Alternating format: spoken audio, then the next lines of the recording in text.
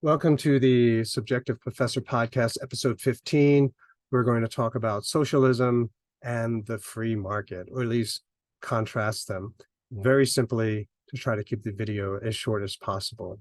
Now, socialism is actually a very, very broad topic, but I'm going to dumb it down, simplify it to cover all of the various socialisms that are out there. In other words, I'm going to reset the perspective on socialism. All socialism is that decisions are made not by the individual, but by the society.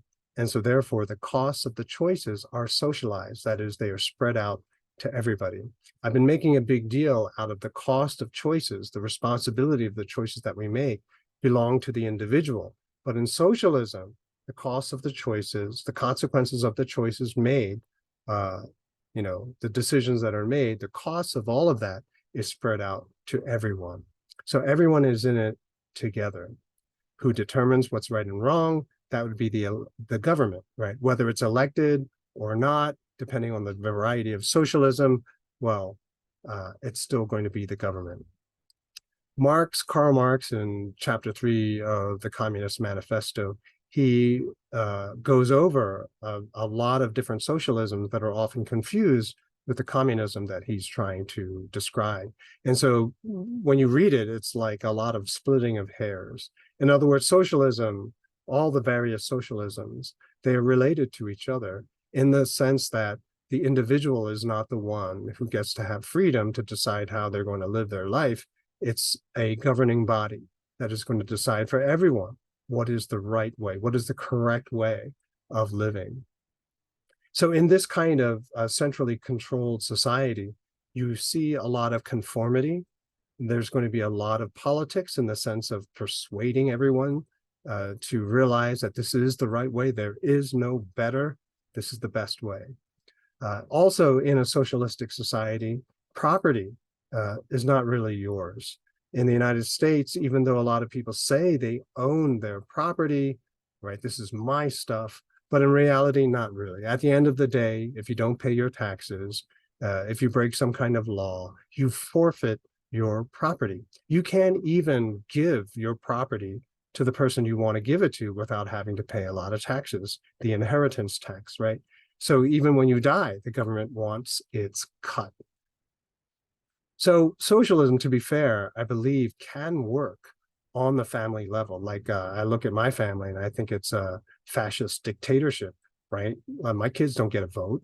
They don't decide how the budget is in the family. They don't have a vote. I and my wife, we decide on it together for the benefit and for the welfare of our family. So I believe that socialism can work if it's voluntary. Everyone who participates in that system, they have to be willingly want to participate in that system. If it's not voluntary, then it's not going to work. All right. So even though I describe my family as a fascist dictatorship, if I don't do it well, then all my kids, then they'll never talk to me again. And I want them to talk to me. So I have to be very careful how I rule over them in this dictatorship, right? So I can't just do anything that I want. It has to be responsible, it has to be fair. But socialism in the real world is often none of those things, right? You have a small group of people deciding how everyone else is going to live. They decide what's right, they decide what's wrong, they decide what the morality is, and they make sure that you know it. Now, in contrast to this, and believe me when I say, yeah, I get it. A lot of people like to focus on certain good behaviors that everyone should respect. But yeah, when it gets down to the everyday, though, how that plays out is going to be different for every individual. Now, in contrast to all this socialism, we have the free market.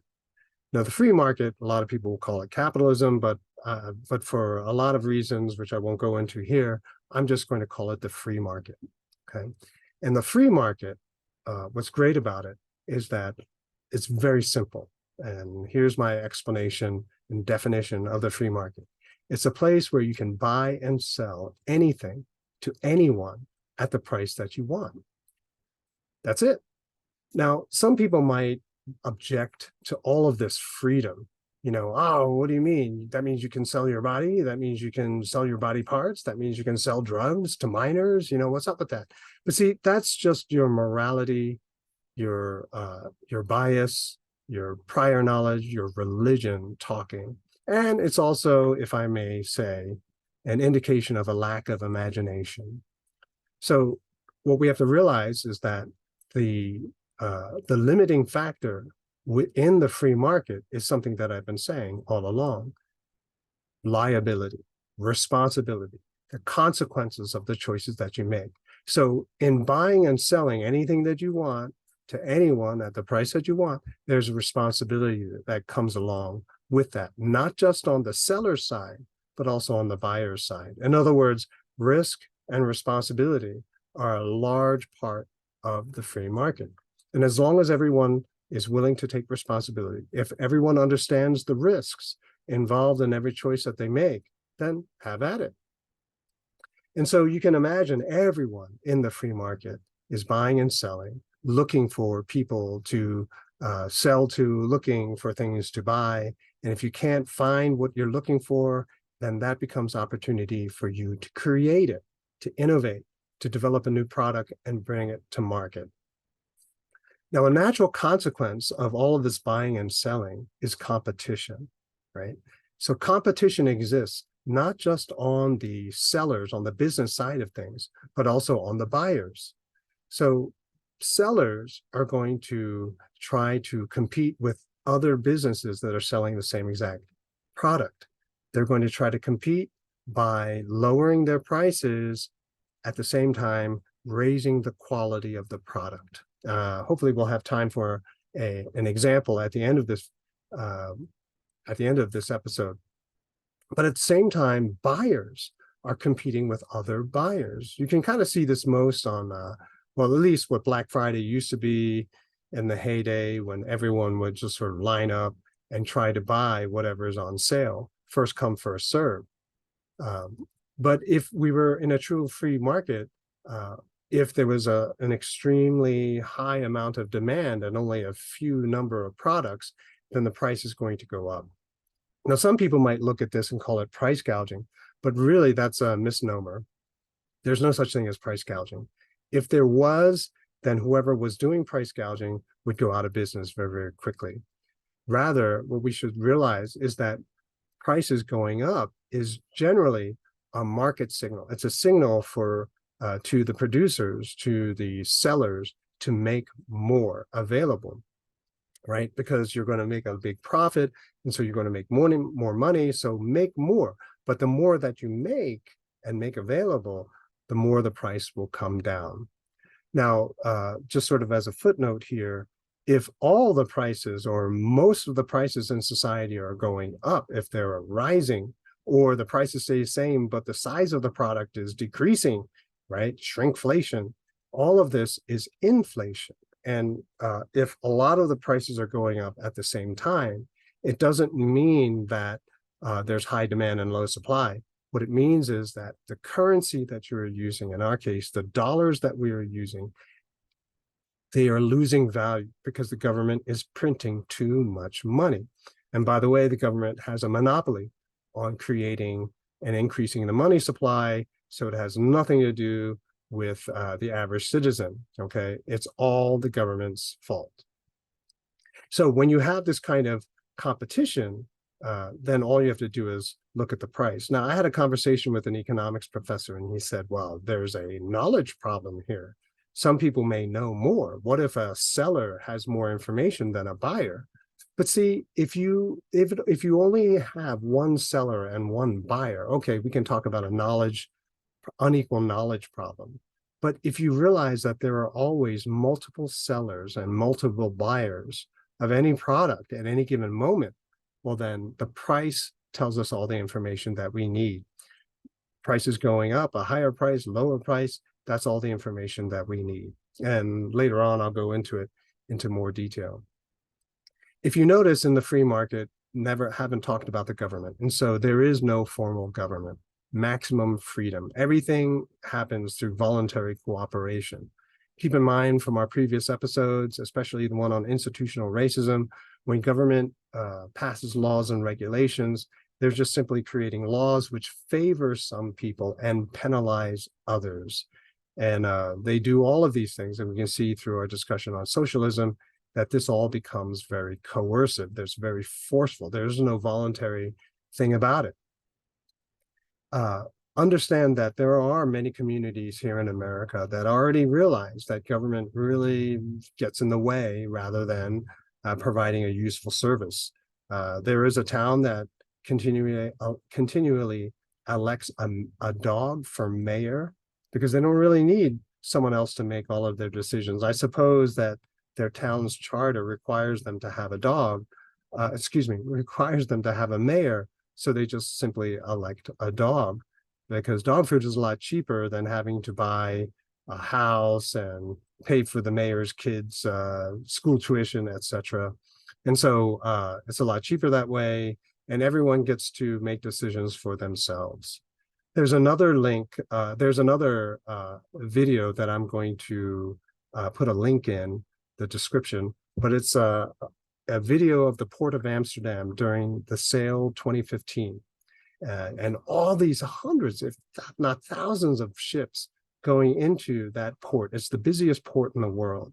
And it looks kind of chaotic, but there are very few accidents. There are very few accidents because there are very few government regulations, if any. In other words, I believe that there aren't any. People might think, oh, well, if there's no government, then there's no rules. No, that's not true.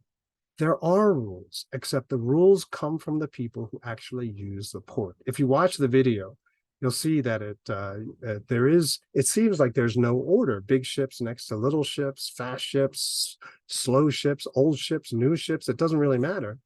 And they're all using the same port with no accidents. And I didn't see any in the time of the video.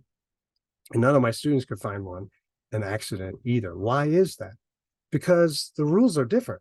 Comes from the people who actually use the port, which sort of ensures maximum safety. So you have maximum freedom, voluntary cooperation, but a lot of order. And we call this spontaneous order. It's not an order that is ordained from some corrupt governmental body. It's the people who want to use the port, who don't want all these extra expenses by having an accident, and so they are extra careful. What's really interesting is that when we talk about the free market in this way, selfishness is not a bad thing. Selfishness becomes the protection of everyone in the free market. Businesses are selfish because they want to maximize their profits, but they can only do so by creating a good, safe, high-quality product. Consumers, people who are buying in the free market, they want the lowest price possible with the highest level of quality. They're being selfish. They don't want to spend all of their money. They want to keep as much of it as possible. And so we're going to talk about greed in the next episode. But selfishness is not a bad thing. It's your protection. Now, the illustration that I'm going to use to show how the free market works, and keep in mind that it's a very complex structure. To try to take it all in all at once is pretty much not possible. So I'm going to use the example of toilet paper, okay? Toilet paper to illustrate how the market works. Now, once upon a time, let's just say in a small town, there are only 2 toilet paper suppliers, and it's $5 a roll, and the rolls are not very high quality. They fall apart in your hands when you use it, and it's rough and it's abrasive. And so people are not very happy with the toilet paper. And so one of the companies decides that they're going to set aside all this money, invest in research, in capital, right? So they're going to buy machines, a factory, produce higher quality toilet paper, right? Someone goes to school and studies toilet paper manufacturing, whatever. And so now they're cranking out toilet paper for $1 a roll, and it's much better quality, right? So you have $5 a roll with very low quality, and now someone, after investing all this money, now is able to produce $1 toilet paper, but the quality is so much better. Other people who are selling toilet paper, they see that and they say, oh, whoa, I have to up my game if I want to stay in business, right? So competing businesses have a choice. They either have to keep up or they go out of business. And so let's just say they decide to keep up. And so they're going to try to mimic the product of the first toilet paper company. So they start producing $1 high quality toilet paper too. But by the time they get to the point where they can sell $1 toilet paper, the other first company has seen that their competitors are catching up to them, so they expand, right? So they decide that they're going to offer soft toilet paper, two-ply, quilted, scented, multicolored, these kinds of, all these different choices, right? To try to stay ahead of the competition. And people who are not as imaginative, they're going to try to just catch up. But because those people are trying to catch up, it always inspires the first company to continually come out with better products at a lower price. And so you see this whole phenomena happens without any need of government. If a toilet paper company starts producing bad products, their competitors continue to make good products. And so now that bad product producing company goes out of business. That's what we want. That's what the free market does. It punishes bad actors. It punishes people who are trying to cheat their customers. If you come out with toxic toilet paper, or maybe your toilet paper production process is polluting the environment, well, that word gets out very, very quickly. All that has to happen is the competitor has to say, hey, look, I'm not polluting the environment. Buy our environmentally safe toilet paper. And people will do that. People respond that way. And so we have to realize that through this voluntary cooperation, competition, society and life gets better. People get what they want at the price that they want, the type and the variety that they want, and life is good. As opposed to socialism, where everyone is stuck having to use public transportation or the post office, right? There's no alternative. You have to use the government choice, which is not a very good choice at all. So I'll leave it there. I'll see you in the next episode.